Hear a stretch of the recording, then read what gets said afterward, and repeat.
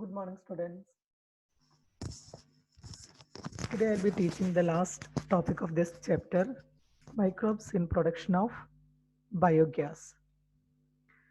So biogas is mixture of gases. It is produced by the microbial activity and which may be used as fuel. Okay, so as you know, this biogas mainly we are producing from the excrete of some animals or cow dung, all this. This biogas, it consists of what? It consists of two, three mixture of gases, two, three different types of gases like methane, carbon dioxide, hydrogen, etc. How it is produced? It is produced by the microbial activity with the help of microbes or microorganisms. So this, what is the use of this biogas? It is used as fuel. Okay. So certain bacteria which grow anaerobically. Anaerobically means without, you know what is meant by aerobic and anaerobic respiration? Aerobic means with the help of oxygen, anaerobic without oxygen. Clear? So certain bacteria which grow anaerobically on cellulosic material. What is cellulose? The plant cell wall is made up of a substance, it is called cellulose. So this bacteria which grow anaerobically on cellulosic material, it produces large amount of methane along with carbon dioxide and hydrogen. Clear? So it produces when the bacteria grows on the cellulose, it will act and it produces three types of gases, which are the gases methane, carbon dioxide, and hydrogen. So that is the reason it's telling biogas. It is a mixture of gases. It consists of methane, carbon dioxide, and hydrogen. These bacteria are collectively called methanogens or methanobacteria. So this bacteria which produces methane, so we can call this bacteria one name. We can call them methanogens or methanobacteria. You can see in the figure. Yes. These bacteria are also present in the rumen of cattle.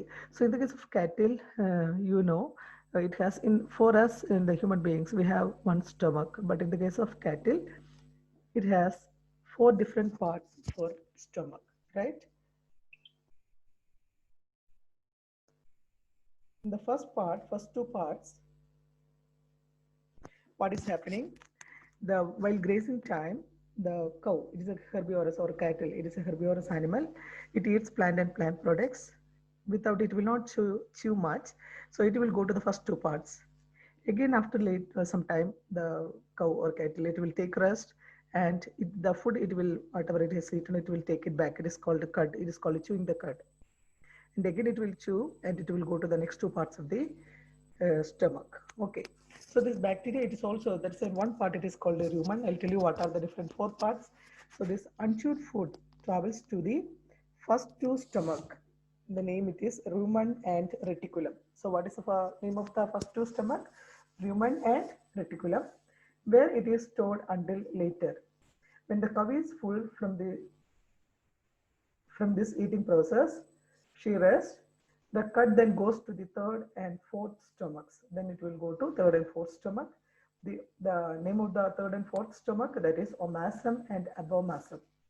So first one is a rumen, second one is a reticulum, third one is omasum, fourth one is abomasum, where it is fully digested. In the third and fourth stomach, what is happening? Full digestion will take place. Clear? So this rumen, that is the first part. These bacteria, just now we told, what is the name of the bacteria? Methanogens. Okay. These bacteria are also present in the rumen of cattle. A lot of cellulosic material present in the food of cattle is also present in the rumen.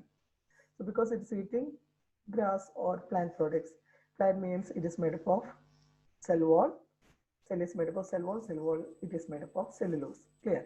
So lot of cellulosic material present in the food of cattle is also present in the rumen.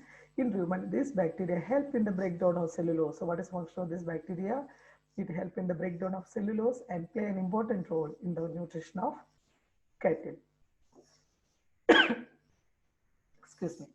Thus, the excreta or dung of cattle, commonly called gobar, is rich in this bacteria. So the dung of cattle, what it is called gobar, the dung can be used for generation of biogas, commonly called gobar gas. So cattle dungs, it is used for the production of biogas. So that gas, it is known as gobar gas. Clear? And so this is a biogas plant, how it will produce.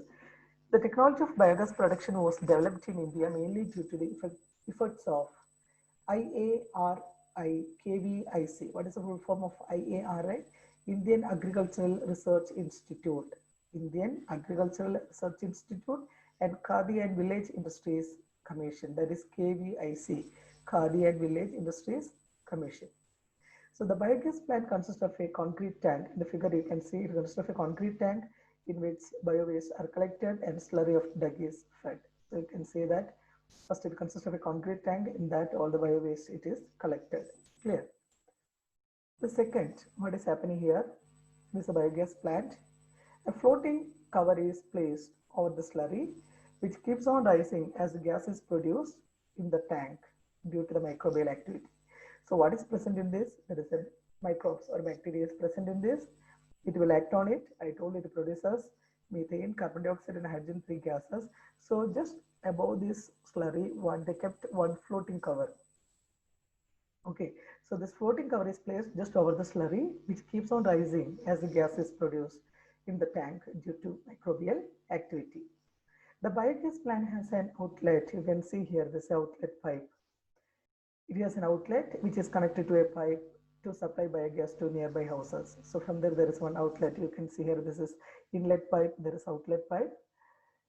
So this outlet pipe, it is connected to the pipe to supply biogas to nearby houses. The spent slurry. So once the microbes it will finish their activities, that slurry it is removed through another outlet and may be used as fertilizer. So what is the use of that? It is used as fertilizer. So it is removing through another outlet and used as fertilizer. The biogas thus produced is used for cooking and lighting. Okay, so this biogas, it is also known as gobar gas. It is used for cooking purpose, this gas, and also for lighting. Yeah. Then microbes as biocontrol agent. This biological control of pests and diseases. Here you can see one picture, ladybird to control aphids. You can see that it is eating the aphids to control its number. Okay, so some organism or insects we can call, it's increasing. When mosquito, you know, if it is increasing a large number, it will cause different types of diseases. So it's the nature itself, it is controlled by some other organisms. Okay, so here ladybird to control aphids, same like dragonfly to control mosquitoes. You can see here dragonfly, it will eat mosquitoes, so the number will reduce. It will control mosquitoes. That is called biocontrol agents. Okay, so microbes as biocontrol agents. Then same like there are a few more examples given. Trichoderma, it is a fungi or fungus. It protects root system and control plant pathogens. Where it is living, it protects the root system. How it protects the root system? And it control plant pathogens. Okay, there are some pathogens which causes diseases in the plant. So to avoid that, who helps? Trichoderma or fungi or fungus is growing on this root system and to control plant pathogens. Same like baculoviruses, it is also called the nucleopolyhedrovirus or baculoviruses to attack insects and other arthropods. Okay, this virus to attack insects and other arthropods. Same like Bacillus thuringiensis that beta cotton you learned in the previous chapter. Bacillus thuringiensis or beta cotton to control wide range insects. Then microbes as biofertilizers. How the microbes used as a biofertilizers? Biofertilizers are organisms that enrich the nutrient quality of the soil. So what is meant by biofertilizers? They are the organisms that enrich the nutrient quality of the fertility of the soil.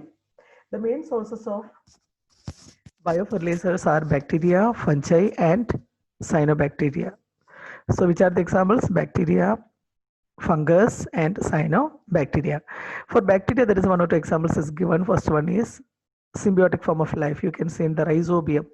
Rhizobium, which grows in the root nodules of leguminous plants. Okay, it converts nitrogen into nitrogen compounds. Rhizobium. So that you have learned in the smaller classes. Symbiosis. Symbiotic life means this rhizobium, it is living in the root nodules and both are equally benefited. It takes nutrients from the soil and give to the plant. At the same time, this rhizobium is getting place to live and also it gets nourishment food from this plant. Okay, so this both are equally benefited. That is called a symbiosis or symbiotic form of life. So rhizobium with root nodules of leguminous plant, same like free living in the soil.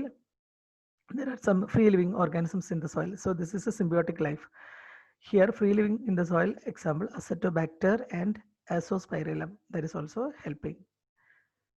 Acetobacter and Azospirillum. Then same like some other organisms is given biofertilizer. Here see concept of biofertilizer organisms, Rhizobium, Acetobacter, PSB, blue-green algae, Azospirillum, mycorrhiza. All these are examples. Then here you see fungi or fungus. Just now I told it's a symbiosis. Mycorrhiza with the root system of genus Glomus and absorb phosphorus and water from the soil for the plant growth. See, so this mycorrhiza, it is growing in the root nodules of the leguminous plants and it leading a symbiotic form of life. It absorbs phosphorus and water from the soil and giving to the plant for its growth. At the same time, I told this mycorrhiza is getting place to live and also get nourishment from the plant. So both are equally benefited. Okay, that is symbiosis or symbiotic form of life. Same like cyanobacteria. Just now we told some bacteria are helping, some fungus or fungi. Fungus also helping as a biofertilizer. And the last one is cyanobacteria. Examples are here. These are the symbiotic life of cyanobacteria, Anabaena nazola. Then in this, some are in symbiotic forms. Some are Anabaena nazola. This is another example. Here, some are free living also, Nostoc, Oscillatoria, this Oscillatoria and blue-green algae. So they are also some examples of cyanobacteria, but they are free living forms. Some are symbiotic forms. Clear? Now see, these are some pictures of bacteria. Oscillatoria, Gliotricha, Merismopedia, Tuliptris, all these examples, few examples is given, cyanobacteria examples. Thank you, students.